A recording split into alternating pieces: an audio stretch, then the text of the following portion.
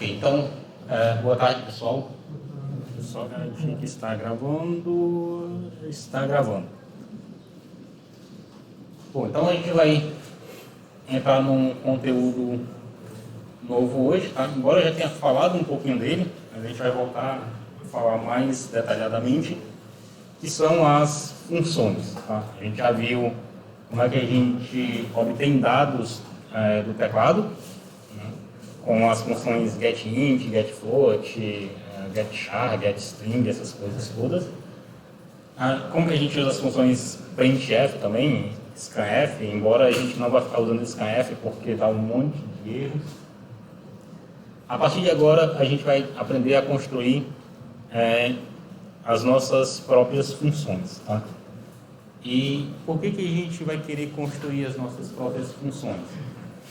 Semelhante ao que acontece com os laços de repetição, né, como a gente viu na aula passada, para procurar o maior elemento dentro de uma lista. Se eu tenho uma lista, um vetor, com 10 elementos e eu adiciono vários elementos dentro dessa lista, fica inviável eu ficar fazendo um monte de if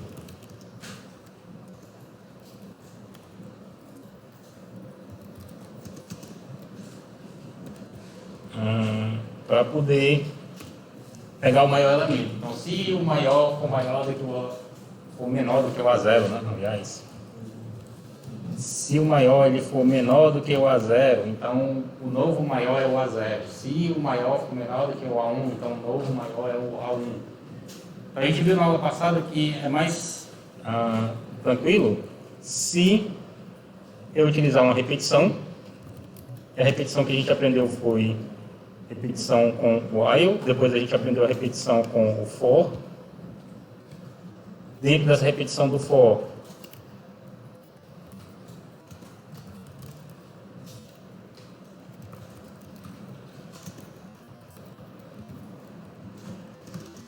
a gente tem 3 informações que a gente precisa preencher, que é o início, a condição e a atualização.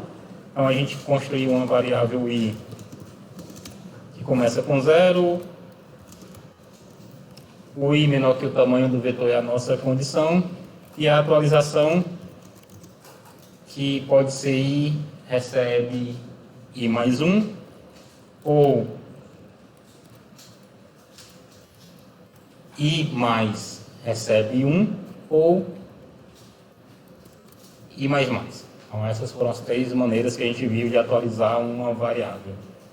E aí eu posso comparar aqui o maior com o a índice i.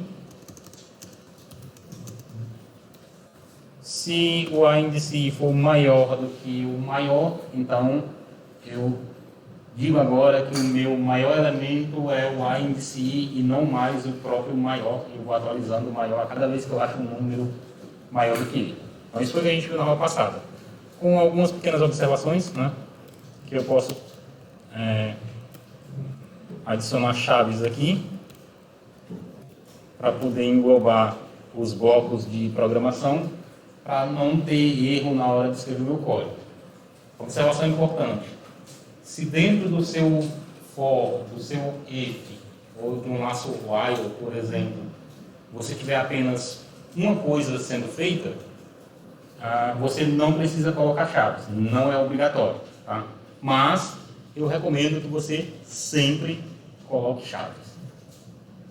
Segunda observação importante, não sei se eu vou conseguir aumentar aqui, eu vou ter que diminuir aqui.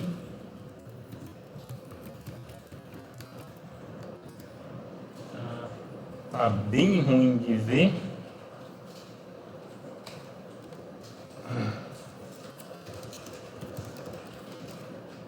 Vamos ver se não tem erro. Não tem. Bom, na hora dos exercícios, que eu vou passar para vocês provavelmente na próxima semana, além do exercício funcionar, eu vou querer que o código de vocês esteja organizado. E como é que eu posso ver se o meu código está organizado ou não. Tá?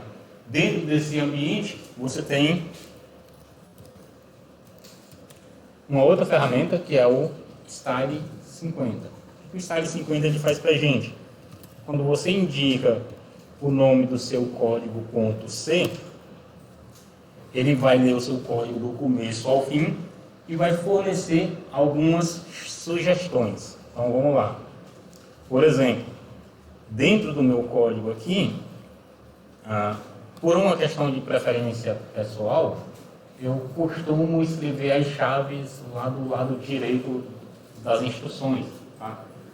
Mas para manter a organização, o nosso amigo, o Style 50, ele diz o seguinte: o ideal seria que você, ao invés de ter a chave aqui no final, você botasse um /n. O que é um /n? Para pular a linha. Então, ele basicamente está dizendo aqui para mim o seguinte: não coloque a chave aqui no final, como você fez lá. Coloque a chave aqui na linha de baixo. Mesma coisa para o for. Então, eu vou ter aqui o meu for. A minha chave está lá no final, ele está recomendando eu colocar a chave embaixo. A mesma coisa para o if. Colocar a chave embaixo. Quando eu salvar o meu código, testar ele novamente, ele vai dizer o seguinte: bom, também seria interessante se você incluísse um espaço aqui entre o for e o abre-chave, mas apagasse o espaço lá do i++. Então, vamos seguir o que ele está mandando. Vou incluir um espaço aqui, vou lá no final da linha, vou apagar o espaço. Tá? Mesma coisa aqui no if. Ele está mandando eu adicionar um espaço aqui. Não está mandando apagar espaço no final, então está ok. E aparentemente é isso. E aí, por fim, se você executar o código mais uma vez, aí ele vai lhe dar duas mensagens. Uma das mensagens eu já tinha avisado antes, mas a outra mensagem é essa aqui. Bom, parece que o seu código está legal, está bem organizado e tal. Tá? Mas considere adicionar alguns comentários. Então, é importante que a gente comente o código, até porque depois, quando a gente voltar nesse código, a gente tem que saber do que esse código se trata. Então, eu poderia adicionar um comentário aqui.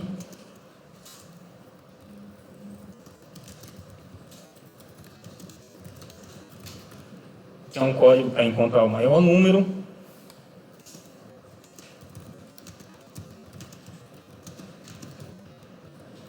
Eu posso dizer que eu estou iniciando o maior como primeiro elemento. E, por fim, o laço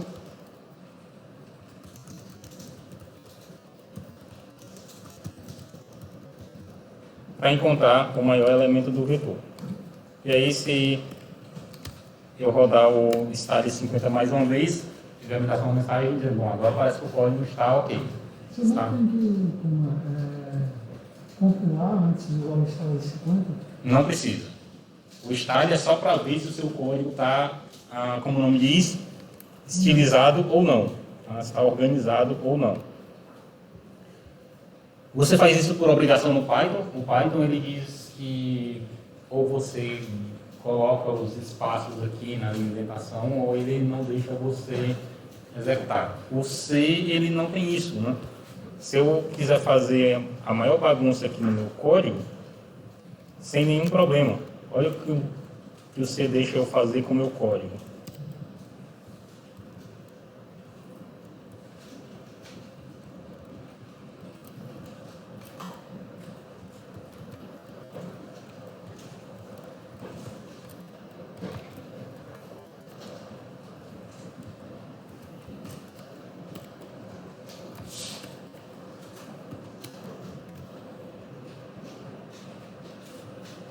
Obviamente, é impossível de entender isso.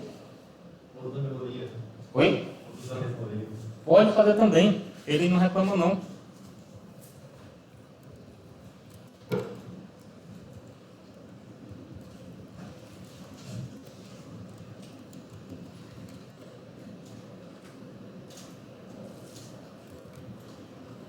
Do jeito que está aqui, lógico que não é um código funcional, porque eu não preenchi o vetor, né? Mas se eu mandar compilar esse código, ele vai lá e compila, sem reclamar de absolutamente nada. Óbvio que é impossível de alguém conseguir ler esse código aqui. Mesmo que você tenha 20 anos programando, ler esse negócio aqui é simplesmente impossível. Então a gente vai deixar o nosso código o mais organizado possível. Eu acho que esse é o último. Exato. Então essa é a versão que deixa o nosso código mais organizado. Tá? Okay. Dito isso, vamos começar a trabalhar com funções.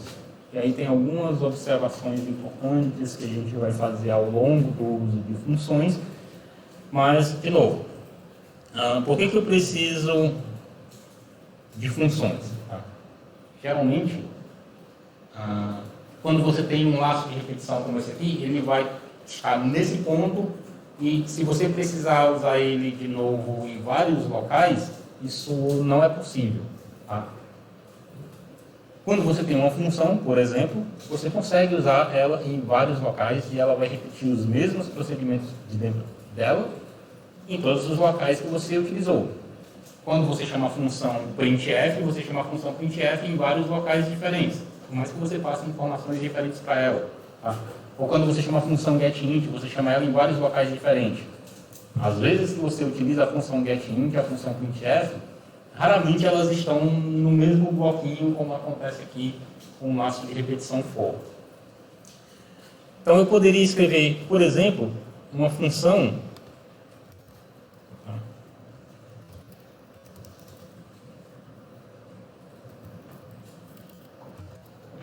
só abrir aqui o meu novo código.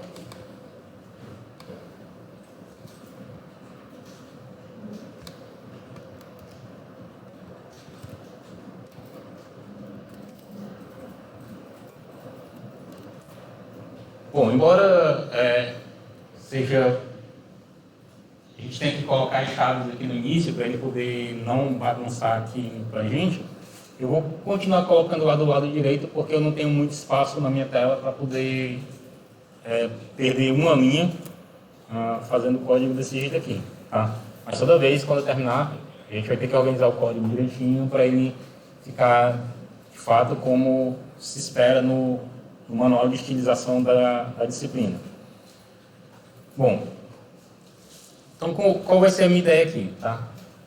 A gente entender que existem basicamente 4 tipos de funções diferentes. Tá? E que 4 tipos de funções são essas? Bom, existem funções que fazem algum processamento, mas nem esperam que você forneça nada para ela, nem fornece nada de volta para você. Essas funções são geralmente pouco utilizadas. Elas servem geralmente para você mostrar alguma mensagem na tela e nada mais. Então, por exemplo,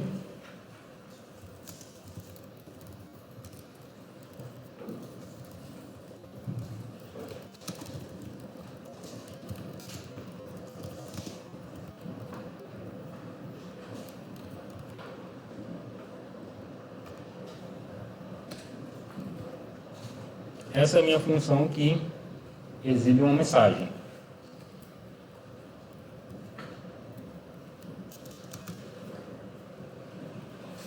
Então, o que eu tenho dentro da minha função? Tá? O que eu tenho na minha função para poder construir ela?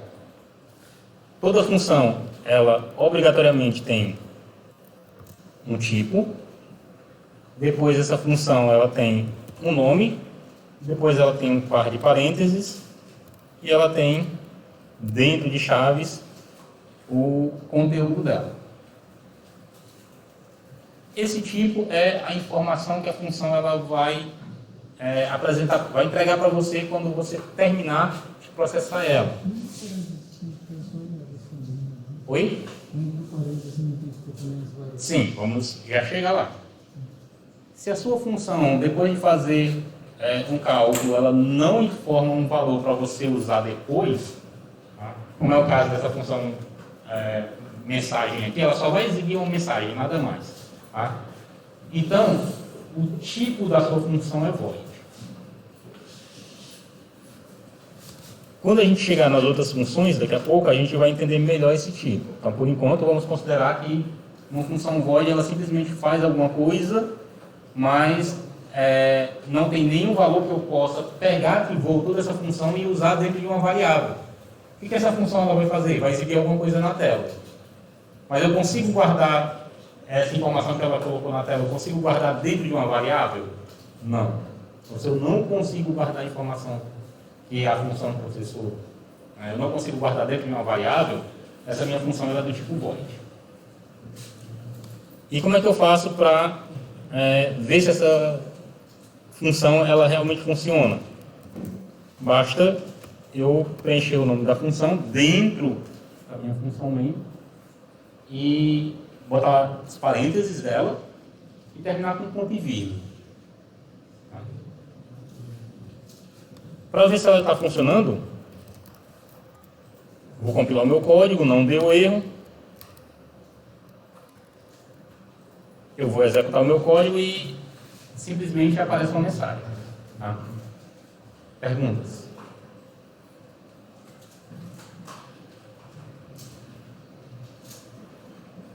Bom, o que aconteceu aqui na prática?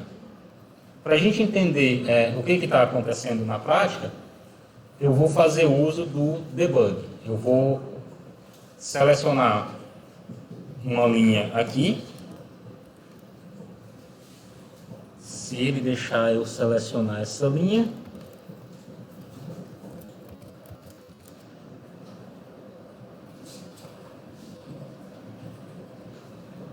se ele não deixar, vamos tentar reiniciar aqui. Eu espero que ele não dê problema.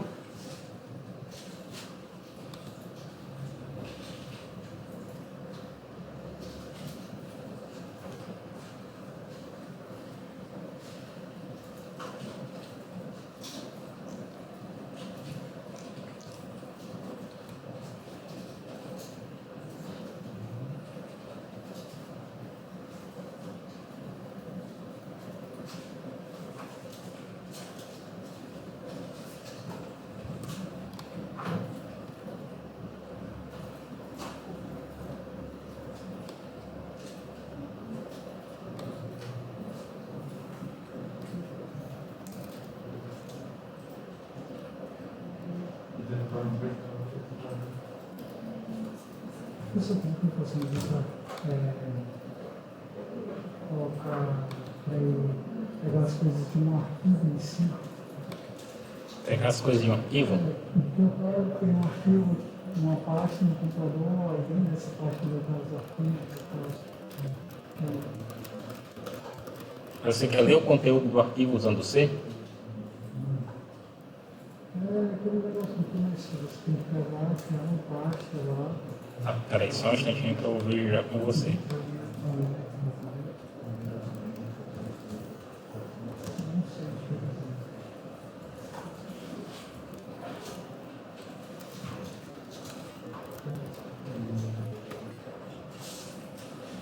Bom, então para poder verificar como é que o nosso código está funcionando aqui, eu coloquei um ponto de parada.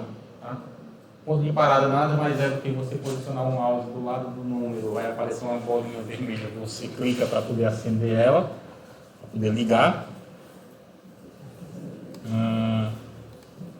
Uma vez que você tenha adicionado um ponto de parada no seu código, em vez de executar diretamente o código, a gente vai executar o código com essa função, né, com esse programa debug 50.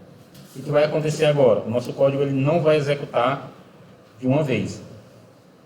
Quando ele iniciar, vai aparecer uma faixa vermelha ali na nossa linha 9, amarela, aliás, dizendo o seguinte: bom, agora o seu código está parado nesse ponto para quê? Para você avaliar tudo o que está acontecendo dentro dele. No nosso caso, a gente não tem variáveis ainda, mas daqui a pouco, a gente inclusive viu na aula passada com a procura pelos números, né? mas eu conseguiria avaliar tudo que está dentro das minhas variáveis. E para ver como que acontece a execução de uma função, diferente da aula passada, em vez de clicar nesse botão aqui, que é passar por cima, né, esse botão que passa por cima da bolinha, eu vou clicar nesse botão que aponta para dentro da bolinha. Para dizer o seguinte, agora eu vou olhar o que acontece lá dentro da minha função. Quando eu clicar para olhar dentro da minha função, o que aconteceu? A minha faixa amarela ela saiu aqui da linha 9 e ela foi lá para a linha 5. Então, observe que isso tem uma semelhança com os laços de repetição. Quando eu executo um laço de repetição, eu saio da linha do final do laço e volto para a linha do começo. Tá? Quando eu estou utilizando funções, o que geralmente acontece? Eu saio da linha onde eu estou pedindo para a função ser executada, ou seja, faça tudo que tiver dentro lá do bloco da função. Estou falando isso na linha 9. Então, eu saio dessa linha 9 e vou lá para a função para executar tudo que tem lá dentro. Como a minha função só tem um código bem simples, que é exibir uma mensagem lá na linha 5, então o meu código ele foi direto lá para a linha 5. Outro detalhe importante é, quando você chama funções, você vai verificar que aqui do lado você consegue observar que inicialmente eu só tinha a função main funcionando, agora eu tenho a função main e eu tenho também a função chamada de mensagem. Perguntas?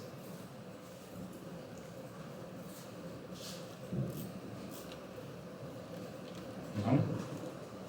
Ok.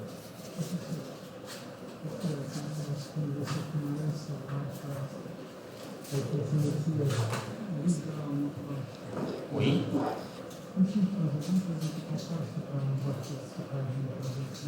Não, mas aí você está fazendo na internet, não vai ficar aí no seu computador, está na internet. Aqui, ó, os arquivos estão aqui dentro da sua pasta principal. Se você der um ls, ele tudo aí.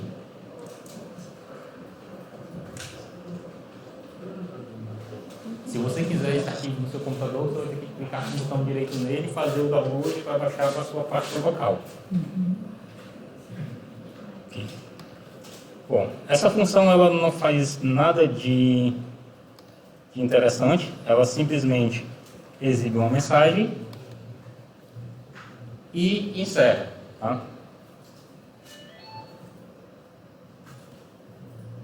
Quando essa função encerra, a gente volta para o canto que a gente estava anteriormente. Onde é que a gente estava anteriormente? Na função main, que é onde tudo começa. E aí, se tiver mais coisas para serem feitas na função main, a gente continua fazendo as coisas da função main. Caso contrário, o nosso código encerra, como é esse caso aqui agora. Bom, só um exemplo mais interessante.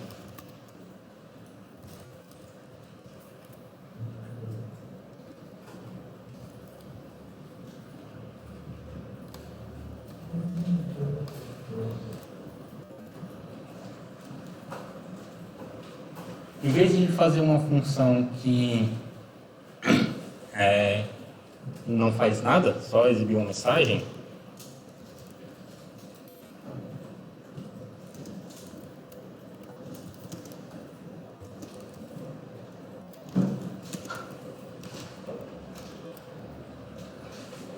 vou fazer uma função que soma 3 números.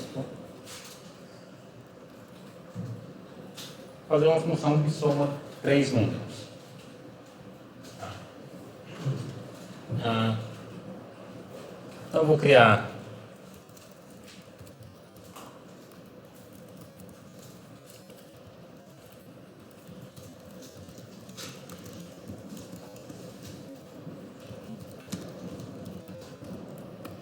uma variável que vai guardar essa soma, chamando essa variável de resultado.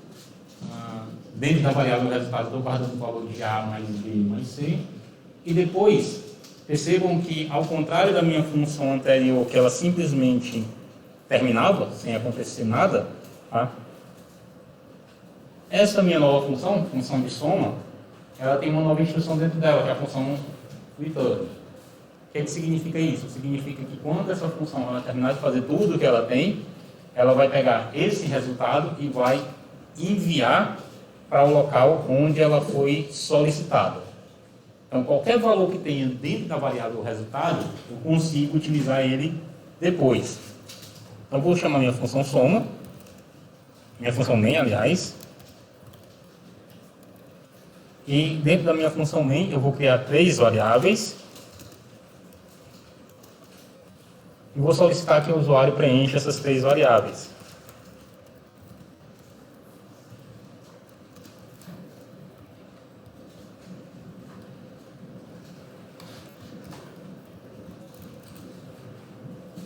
Solicitar o valor de x, solicitar o valor de y, solicitar o valor de z. O usuário vai preencher cada um desses 3 valores.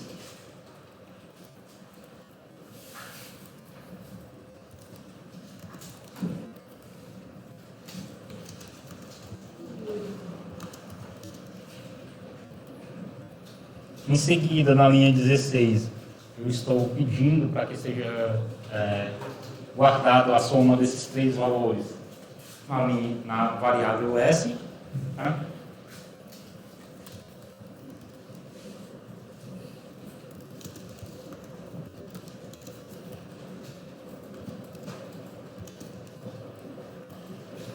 Depois eu vou exibir o resultado dessa soma na linha 17. Eu vou compilar o meu código, se tudo estiver funcionando corretamente, não vai dar nenhum erro, não deu, ótimo. E agora eu posso executar o meu código.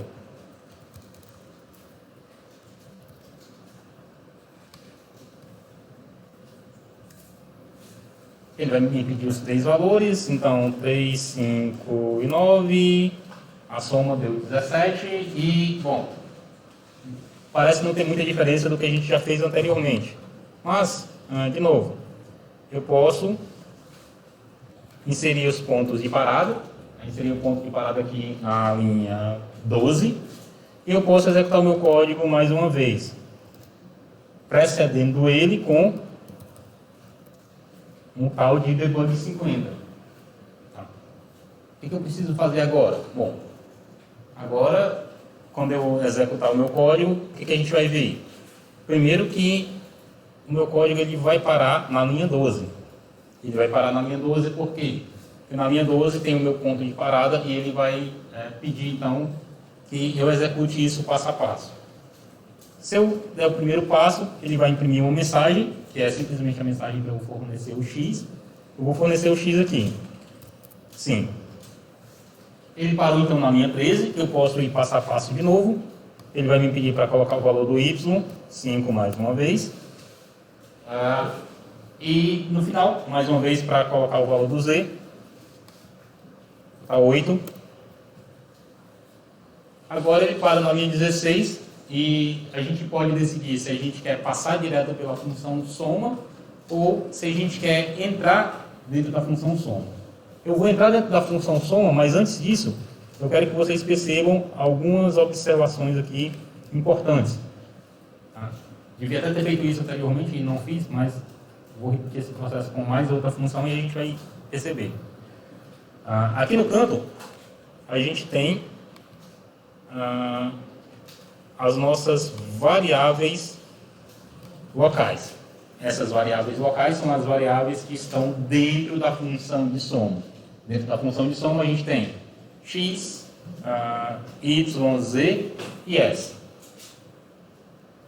Então está aqui as minhas variáveis. X, eu coloquei o valor 5, está guardado o valor 5 dentro da minha variável x. Y, eu coloquei o valor 5, está guardado o valor y lá dentro da minha variável também. Mesma coisa para o z. A variável s, como eu ainda não executei a função de soma, ela tem alguma coisa lá dentro que ninguém sabe de onde veio, mas simplesmente tem valores lá dentro. Então lembrem que toda vez que você cria uma variável na linguagem C, pode ser que dentro dessa variável tenha alguma coisa que a gente não necessariamente sabe o que é ou tem controle disso. Então, das duas coisas, uma. Ou você inicializa a sua variável com 0, manualmente, lá na hora que você cria, ou você já sabe que em algum momento no futuro essa variável ela vai ser preenchida com um valor que você conhece. Nesse caso, a variável S está sendo preenchida com o valor da soma de x, y e z. Eu vou entrar dentro da função de soma. Então, fomos lá para a função de soma. Estamos na linha 6 para calcular o resultado de A, B e C. De novo, percebam que o meu resultado, que é uma variável que eu não fiz nada com ela ainda, tem um valor estranho lá dentro. Quem não tem valor estranho é A, B e C, e a gente vai já entender o motivo disso. Tá? Depois que a linha 6 for executada, aí sim, dentro da variável resultado, eu tenho a soma dos três valores. 5 mais 5 mais 8. E aí eu tenho essa linha bem aqui. Lembrem o que tinha na variável S, que é alguma coisa lá bem estranha que a gente não mexeu nela. Quando essa linha terminar, ela volta lá para a função main, a função principal, mas o que tinha na linha 16 também já acabou, e agora, dentro da minha variável S, eu tenho o valor 18. E aí eu posso imprimir esse resultado.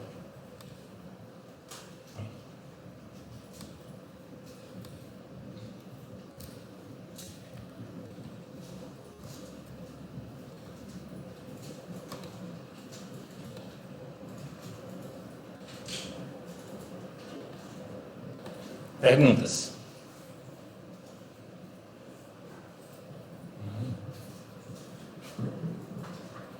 Bom, então vamos avançar mais um pouquinho.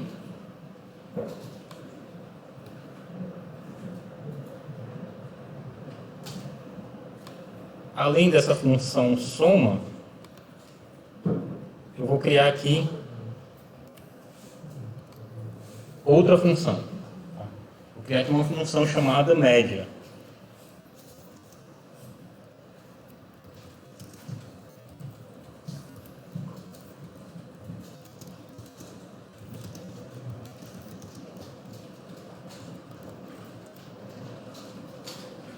Como é que eu calculo a média de três números? Somo todos eles e divido por 3. Então, eu vou criar aqui a minha variável resultado.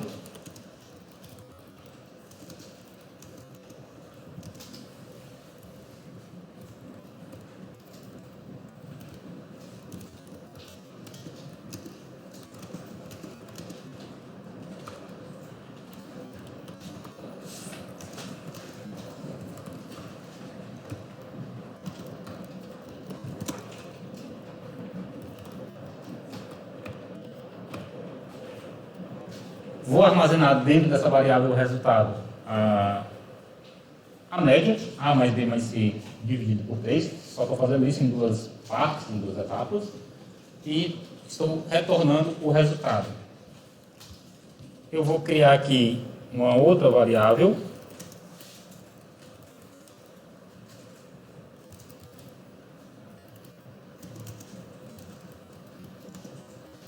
Nessa outra variável, eu vou guardar o resultado da média de x, y e z.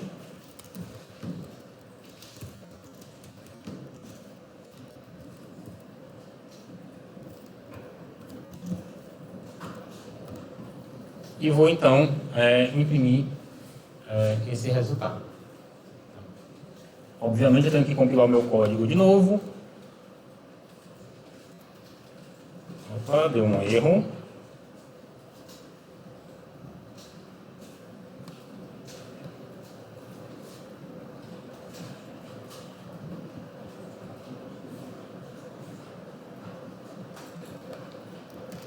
Tem um erro porque eu botei o nome errado na variável.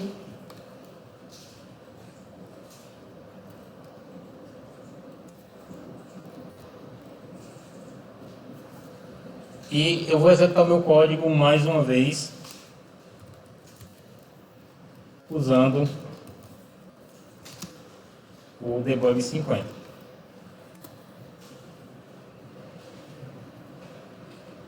Estamos seguindo a mesma ideia novamente. o nosso código ele vai dar uma pausa lá no x. Vamos observar aqui o seguinte. Eu tenho agora 5 variáveis, x, y, z, s para soma e m para média. X e y, por alguma sorte, elas iniciaram em 0, mas o z iniciou com um valor meio estranho ali, 2.766. Mesma coisa para a variável s, que iniciou com um valor ali extremamente aleatório. Tá? Bom, quando eu avançar no debug, ele vai me pedir o x, eu posso colocar, sei lá, um 8. Ele vai me pedir um y, que eu posso colocar um 5. Ele vai me pedir um z, que eu posso colocar um 9. E aí, o que vai acontecer agora? Ele vai, de novo, lá para a função de soma. Inicialmente, a gente pediu para ele ir para a função de soma. E aqui eu quero chamar a atenção para um pequeno detalhe. Tá? Pequeno, grande detalhe. O que acontece quando a linha 23 ela é executada? Bom, eu tenho uma função de soma e eu tenho essa chamada, essa execução da função de soma dentro do meu código.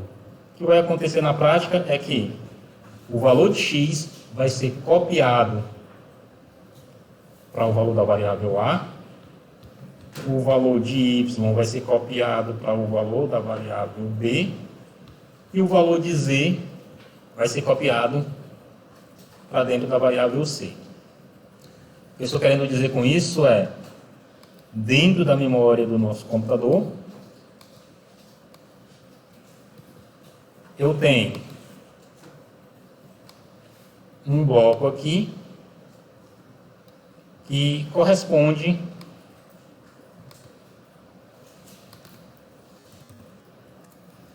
à função main. Dentro da função main, o que a gente tem? A gente tem uma variável chamada a, uma variável... Desculpem. Dentro da função main, a gente tem uma variável chamada x, uma variável chamada y, uma variável chamada z, outra chamada s, outra chamada m. São todas as variáveis que a gente tem dentro da função main. Então, elas estão lá, são espaços utilizados para guardar alguma coisa. E eu estou representando a função main por essa caixa amarela maior, onde dentro dela eu tenho várias caixinhas amarelas menores, que são as minhas variáveis. Fora da função main, eu tenho uma outra função. Vou ver se eu consigo. Essa outra função, ela se chama soma. Dentro da função soma, eu tenho as variáveis a, b, c e resultado. Cada uma dessas variáveis tem lá o seu espaço para guardar algum valor.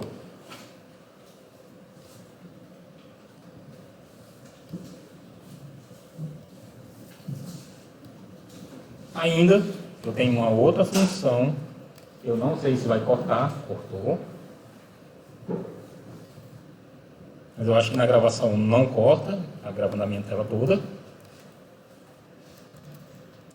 Essa outra função, ela se chama média, ela também tem variáveis a, b, c e resultado. E essas variáveis, elas também têm lá os seus espaços para guardar alguma coisa. Tranquilo até aqui? Legal. Bom, nesse momento a gente chega na linha 23. O que a linha 23 ela diz para a gente? Ó, para o sistema operacional. Né?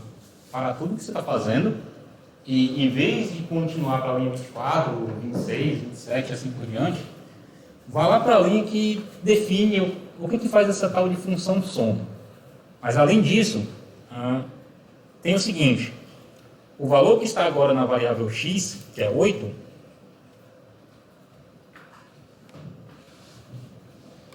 então dentro da minha variável x, eu tenho o valor 8. O que eu devo fazer com esse valor 8? Eu devo fazer uma cópia dele na variável a. Então, o conteúdo da variável x, que é a primeira variável dentro da minha função de soma, ele é enviado aqui para o correspondente lá da função de soma. Tá?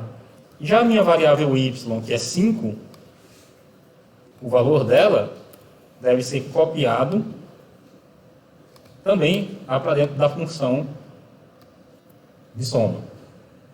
Por fim, o valor da variável z, que é 9,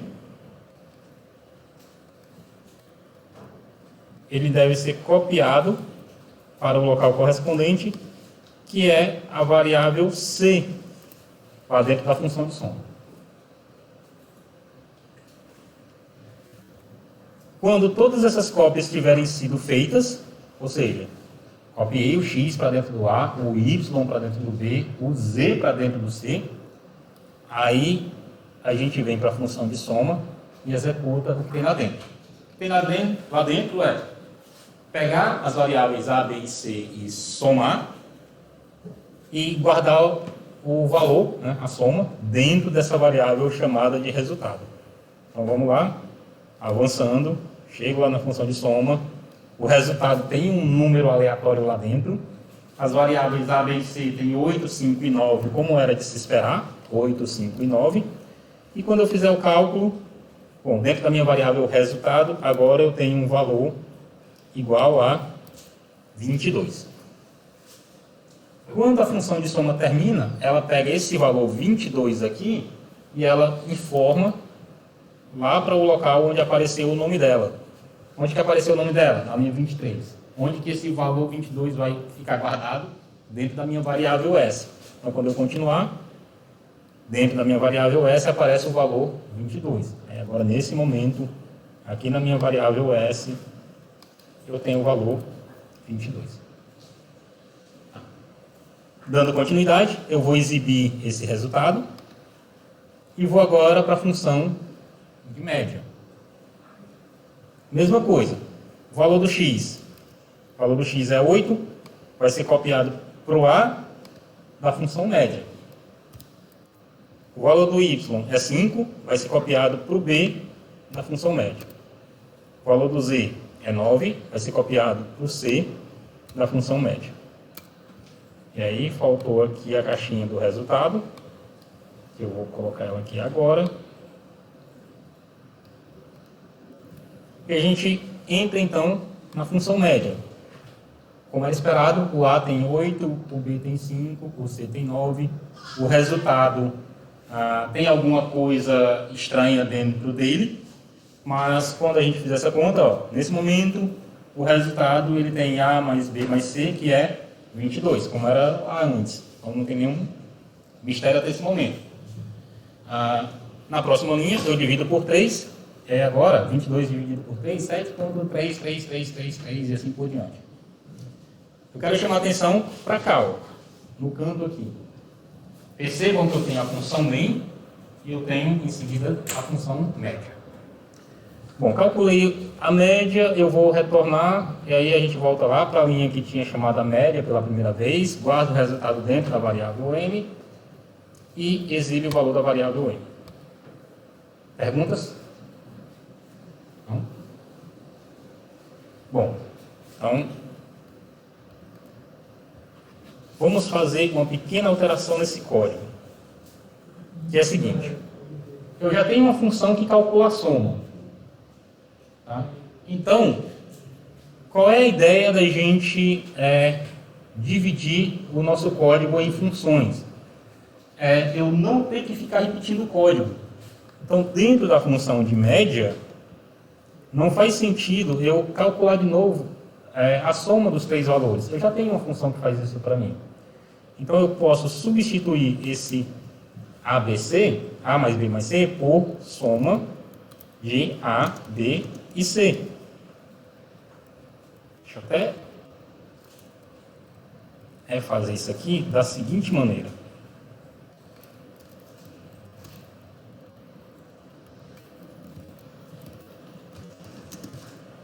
Eu peguei o mesmo código que eu tinha, eu só comentei ele para a gente saber o que tinha antes e o que tem agora. Tá? Agora, em vez de utilizar A mais B mais C, eu vou utilizar uma chamada de função para calcular essa soma. Então, o que é legal de você construir funções é que você pode chamar essa função em várias partes do seu código. Eu chamei ela lá dentro da função main, eu estou chamando ela de novo dentro da função de média.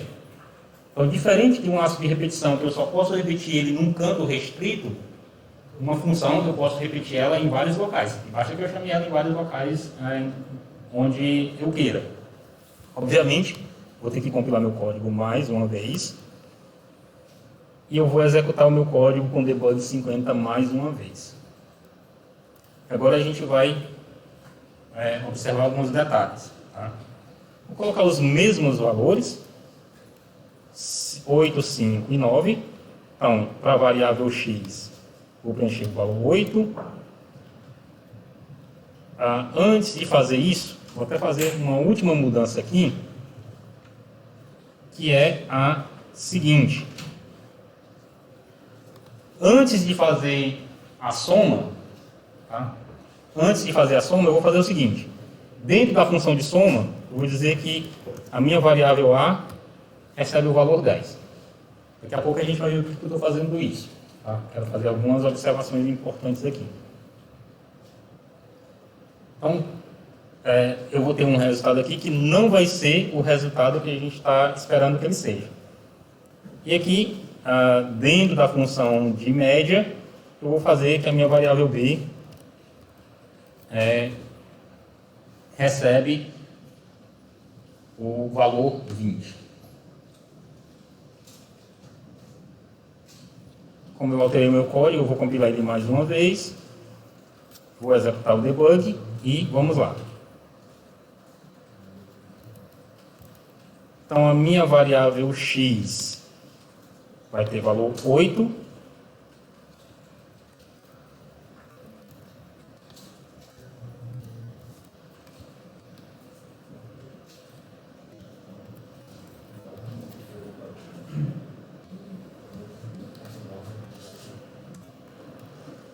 A minha variável y vai ter valor 5.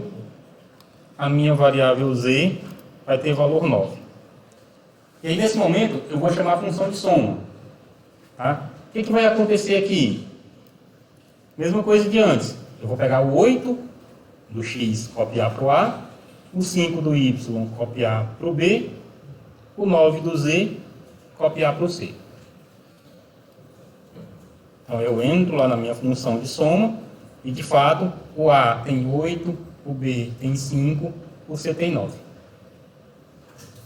Aí, o que eu vou fazer agora? Eu vou alterar o valor da variável A. Na prática, você não vai fazer isso em lugar nenhum, tá? Mas eu quero que vocês entendam um conceito muito importante aqui agora. Alterei o valor da variável A. O que acontece com o valor da variável x, que é de onde veio o A? Ele só foi alterado dentro da função. Eu alterei o valor da variável A. A variável A, ela só existe aqui dentro da função de soma. Então, o que vai acontecer? A variável A, ela vai ser modificada. O valor que estava lá, que é 8, vai ser apagado, vai ser destruído. E no lugar dele, vai ser colocado o valor 10. Mas e o x? O x não tem mais nenhuma relação com o A. A única coisa que aconteceu é que, quando a gente executou aqui a linha 26, O computador pegou o valor que estava dentro do x e disse lá para a função de soma, ó, dentro do x eu tenho 8. Agora você fica com 8 aí. Então a gente passou o 8 aqui para a função de soma. Se a função de soma fez alguma alteração lá dentro, não é mais problema da função main. A função main não tem mais nada a ver com isso. E o que aconteceu? Somente a minha variável a mudou de valor. Então, a gente não vai ter nenhuma alteração na variável x quando a gente retornar. Ó. Retornei para a função principal, para a função main. A minha variável x, que tinha o valor 8, continua com o valor 8.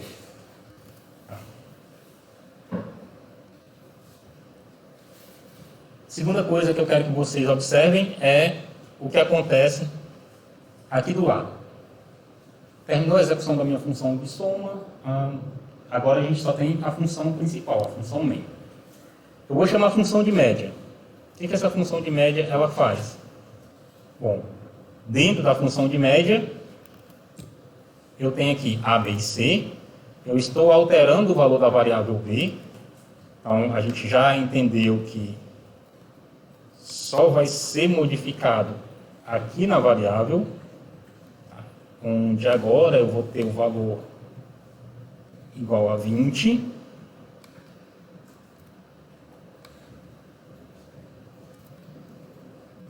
Ainda na minha variável de média, eu chamo a função de soma passando os valores de A, B e C, só que esse A, B e C é quem? A, B e C existente dentro da função de média. Então vai o 8 para a função de soma. Então no lugar desse 10.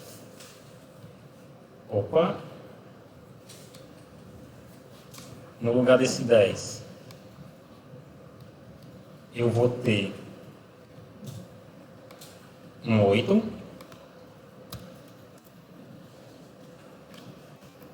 Ainda dentro da minha função de média, eu passo o B, a função de média, lá para dentro da função de soma. O B da minha média tem o valor 20. Então, para cá, vai vir também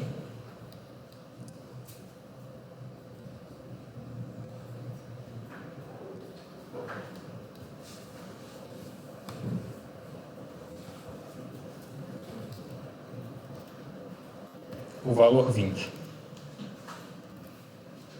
E ainda dentro da função de média, eu chamo a função de soma com o valor de C, que é 9. Então, aqui embaixo vai ficar 9. E aí eu vou avançar e pronto. Entramos na função de soma. Observe o que eu tenho aqui nesse canto esquerdo, que eu não consigo desenhar, porque se eu for desenhar, eu vou ter que apagar o outro desenho e eu não quero perder ele. Eu tenho uma função principal, eu tenho uma função média e eu tenho uma função soma, na ordem em que elas foram solicitadas. Estava lá dentro da função main e pedi para a função main o seguinte, ó, chama a função de média aí para calcular uma média para mim. Apareceu a média aqui. Dentro da função de média, a gente alterou o código para quê? Para aproveitar o código da função de soma que a gente já tinha feito. Se eu sei que para calcular uma média eu preciso calcular a soma e dividir por 3, então eu não preciso calcular a soma de novo, porque eu já tenho uma função que faz isso para mim. Então, quando eu chamo a função de soma, essa função de soma vai aparecer em cima da função de média. Então, a gente estava dentro do espaço da função main, a função main chamou a função média. A gente foi para dentro da função de média. Perceba que a função de média está em outro local que não tem nada a ver com a função main. Dentro da função média, a gente chamou a função de soma. E aí a gente vai para outro espaço, que é onde está a função de soma. E, de novo, não tem nada a ver com a função média, não tem nada a ver com a função main. Tá? E aí, dentro da função soma, de novo, eu altero o valor da variável A. E aí, mais uma vez, embora dentro da variável média e da função média e da função soma, as variáveis chamem A, elas estão em locais diferentes. Então, o que vai ser alterado é a variável A somente da função de soma. Eu vou ter aqui o valor 10. A variável A da função de média, ela vai permanecer inalterada. Eu calculo, então, o resultado, 10 mais 20 mais 9, 39, devolvo lá para o resultado da função média. E agora eu vou pegar esse resultado 39 e vou dividir por 3. Vou obter o meu resultado aqui e vou devolver esse resultado lá para a função main. Tá? E aí eu vou fazer esse procedimento um pouco mais rápido para a gente observar um único detalhe aqui, que é o seguinte. Deixa eu tirar esse cara daqui.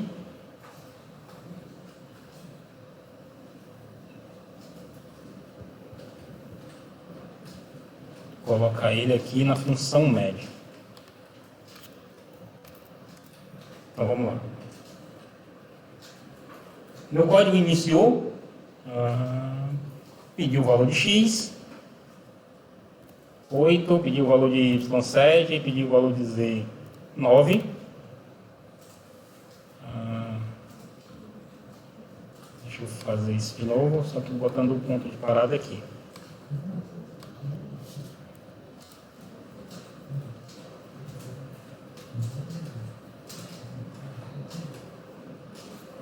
Então, o valor de x 8, o valor de y 7, o valor de z 9. E aí ele para na linha que eu pedi para ele parar, que é onde eu estou pedindo para calcular a média.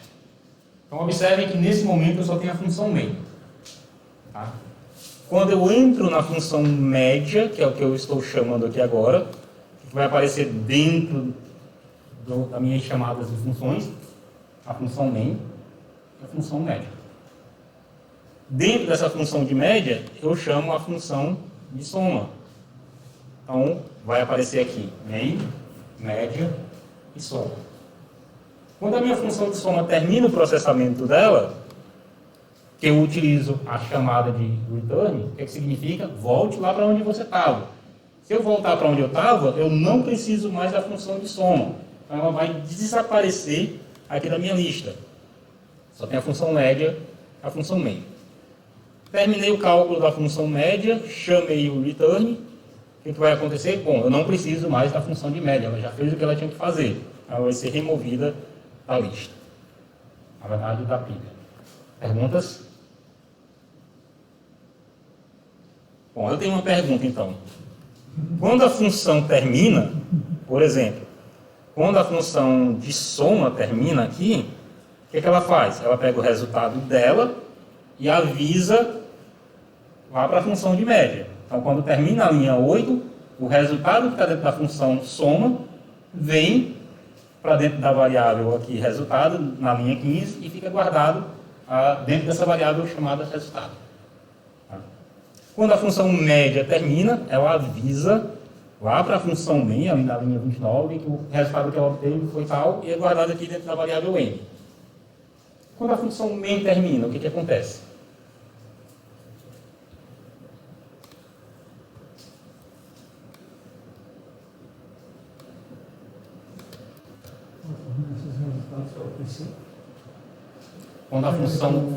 Quando a função main termina, ela informa o resultado direto para o seu computador. Mais especificamente, direto para o seu sistema operacional. Então perceba que a função main, ela também tem um tipo de retorno, que é int. Bom, Inácio, se a função main tem um tipo de retorno que é int, cadê o return dela? Bom, propositalmente eu não coloquei até agora. Não é necessário. Tá? Mas é convencional que toda vez que o seu programa ele termine sem resultar em um erro, você retorna zero. Tá? Aí eu vou compilar o meu código mais uma vez. Vou executar ele diretamente no terminal, não vou mais chamar o debug, porque a gente já entendeu a lógica da coisa. Vou preencher os valores de x, y e z, e aí ele me deu a soma e me deu a média. Como é que eu sei que a minha função main retornou zero?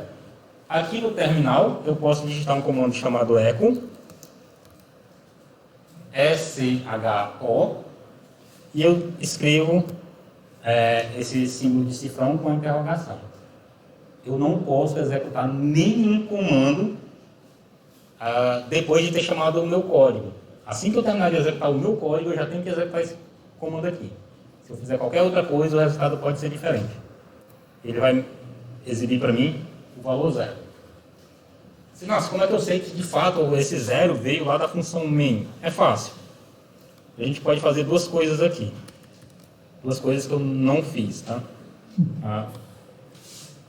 Uma delas é, eu posso alterar esse valor aqui, de retorno, 42, por exemplo. Eu tenho que compilar o meu código mais uma vez, eu tenho que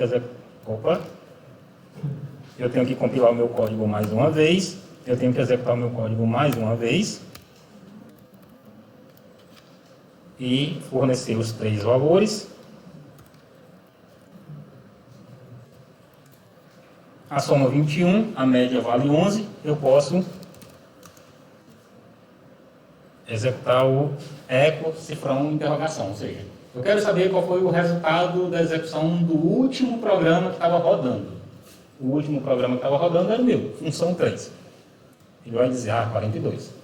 Se eu executar isso de novo, agora o resultado do eco não vai ser mais o do meu código, vai ser o resultado da saída desse outro comando aqui, que vai dar diferente, vai dar 0.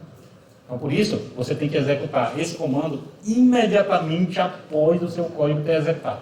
Mas quando a gente bota para retornar mesmo, para de código. Se você botar para retornar, não botar para retornar nada, aí não dá para saber o que vai acontecer. Geralmente, no manual de implementação do C, ele diz o seguinte: quando o usuário escrever um return, então a função main deve pegar esse valor e informar para o sistema operacional. Só isso. É porque tem aquele exercício do C5, você lembra do C50, é o César, né, que é de criptografia. Aí, Vocês vão fazer. aí ele tem uma certa hora lá que tem que colocar, tipo, se colocar alguma informação errada, ele vai botar o ponto barra, César, e depois o número, né? Aí, se colocar uma informação errada, ele pede para fazer, para retornar 1. Aí, quando eu retorno 1, ela dá só para ele resultado. Mas foi basicamente o que eu fiz aqui, né? É uma condição de erro. Deu um erro, retorna alguma coisa.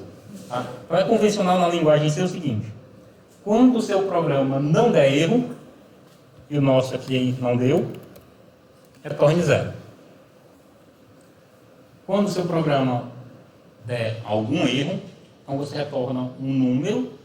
E aí você vai ter uma tabelinha lá no desenvolvimento dizendo o seguinte: o código 1 é um erro de divisão por 0, o código 2 é porque o usuário fez alguma coisa estranha, por exemplo. Se o senhor tirar, por exemplo, aquele ponto e vírgula do final... Não, aqui é outra coisa. Se eu tirar o ponto e vírgula do final... Certo, é verdade, mas se eu digitar esse eco aí, não vai dizer qual erro, não vai retornar, sei lá. mas esse erro não é do meu código, né? Esse erro é na hora de compilar o código. Antes de compilar o código, vamos lá. Eu vou executar o meu código. Opa, foi demais. Não vai dar erro. Por quê? Porque ele já foi compilado. Tá?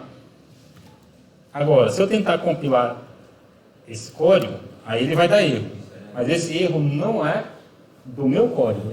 Embora esteja errado no meu código, esse erro ele é do compilador. Então, o compilador ele está me dando um alerta de que tem alguma coisa errada com o código que eu estou tentando compilar. E qual é o código de erro? Bom, é o código de erro 2. O que significa isso? Eu tenho que saber qual foi o compilador que foi utilizado. Aí lá no manual dele, que deve ter algumas centenas de páginas, talvez alguns milhares de páginas, descobrir o que diabos é o código 2. Ou eu posso simplesmente olhar aqui no terminal e ele vai dizer o seguinte: cara, eu acho que tu esqueceu um ponto e vírgula depois de uma expressão e ele ainda está legal, ele aponta aqui. Quando eu comecei a estudar, ele dizia o seguinte: deu um erro na linha 32. Aí você ia procurar na linha 32, mas é impossível de ter um erro na linha 32, não tem nada. Depois de meia hora você descobria que era na linha 30, antes da linha 32, que estava faltando um ponto e vírgula. Agora ele é legalzinho, avisa lá, ó, bota um ponto e vírgula ali que resolve o teu problema. Você bota um ponto e vírgula, você compila de novo, e aí você olha o resultado do make e, como era de esperar, não deu erro, zero. Perguntas? Não tinha que executar depois de compilar? Não, eu só estou querendo saber qual foi o resultado do make. O resultado do make foi, ele compilou sem erro. Para executar o meu código, ponto barra função. Mas se eu fizer o ponto barra função e botar os meus valores, e eu executar o eco de novo, esse eco aqui não é mais o eco lá do make, é o eco do meu código que eu acabei de executar, para ver se ele terminou com erro ou não. Então tem o eco da compilação. Eu quero saber se a compilação terminou sem erro. Terminei de compilar? É. Eu quero saber se o meu código executou sem erro. Terminei de executar o meu código? Eco. Legal?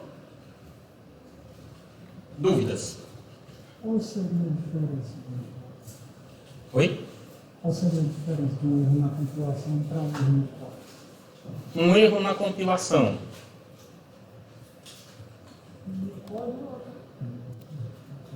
Se tiver faltando um ponto e vírgula aqui, e eu mandar compilar, deu um erro, e eu posso saber que erro é esse. É o erro número 2. Tá. Vamos supor aqui que por alguma coisa que eu decidi, não sei por qual motivo, se o C for igual a 0, eu quero que o meu código ele pare. Na verdade, eu não posso fazer isso aqui, eu vou ter que deixar isso para a próxima aula. Vou fazer dentro da função main. Bem aqui.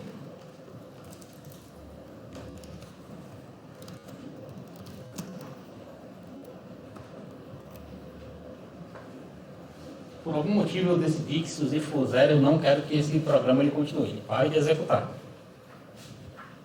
Botei o meu ponto e vírgula lá no final.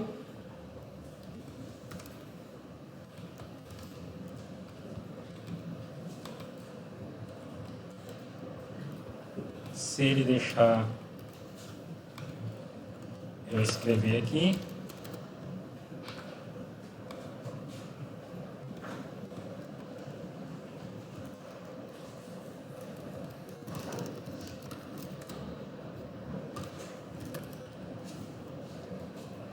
Então, eu executei o meu código.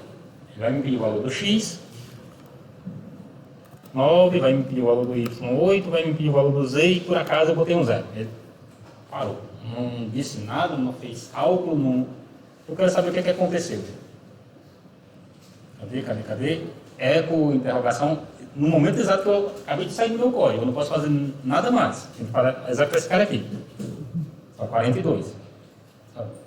Que diabo é um erro 42?